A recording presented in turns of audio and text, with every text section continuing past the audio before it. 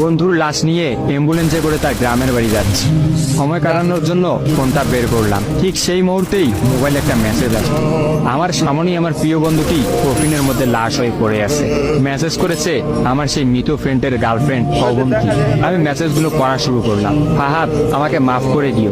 আমি যেই বাবার চোখের দিকে তাকিয়ে কখনো কথা বলতে পারিনি, সেই বাবা যখন অসহায়ের মতো আমার সামনে দুই হাত জোড়ে কান্না শুরু করতে লাগলো, তখন সেই বাবার ভালোবাসার কাছে আমাদের ভালোবাসা হার মেনে গেল। তাই আজ 11 দিন ধরে আমি অন্য মানুষের স্ত্রী। তোমাকে কথা দিয়েছিলাম জীবনের শেষ সময় পর্যন্ত তোমার সঙ্গে থাকবো। আমার সব সময় ভয় হতো যে তুমি আমাকে কষ্ট দেবে, হয়তো আমাকে ছেড়ে অন্য কাউকে বিয়ে করবে। অথচ দেখো, আমি তোমাকে কষ্ট দিলাম, আমি তোমাকে রেখে অন্য পুরুষকে বিয়ে করে ফেললাম।